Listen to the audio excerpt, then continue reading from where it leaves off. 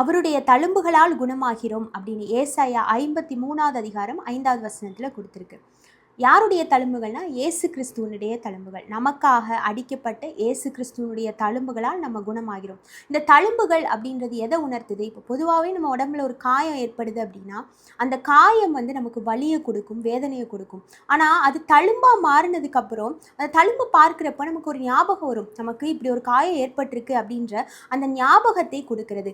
அதே போல் இயேசு கிறிஸ்துவனுடைய அந்த தழும்புகள் நமக்கு எதை ஒவ்வொரு நாளும் ஞாபகப்படுத்துது அப்படின்னா நமக்காக, நம்மளுடைய பாவங்களுக்காக, நம்ம சரீரத்தில் இருக்கிற நோய்க்காகவா இருக்கலாம், நம்மளோட துக்கங்கள் எல்லாத்தையுமே அவர் சிலுவையில் சுமந்தார் அப்படின்றத நமக்கு நினைவுபடுத்துகிறதா இருக்குது. அது மட்டும் இல்லை, இந்த தழும்பு நமக்கு ஒரு விசுவாசத்தை கொடுக்கிறது. எப்பெல்லாம் இந்த ஞாபகம் நமக்கு வருதோ அப்பெல்லாம் அந்த தழும்பால் நான் சுகமானேன் அப்படின்ற அந்த விசுவாசம் நமக்குள்ளே வருது.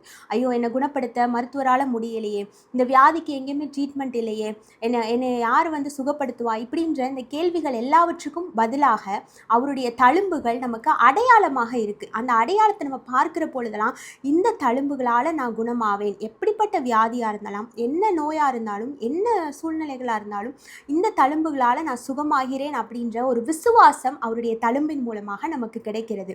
அது மட்டும் இல்லை, இந்த தழும்பு நமக்கு ஒரு சந்தோஷத்தை கொடுக்கிறது. இந்த காயம் நமக்கு பார்க்குறப்போ ஒரு வலியை கொடுக்கும். ஆனால் தழும்பாக மாறினதுக்கப்புறம், அந்த காயமெல்லாம் ஆறினதுக்கப்புறம் நமக்கு இந்த காயம் ஆறிடுச்சு, இந்த தழும்பு வந்துருச்சு அப்படின்னு சொல்லி நமக்கு ஒரு சந்தோஷம் வரும்.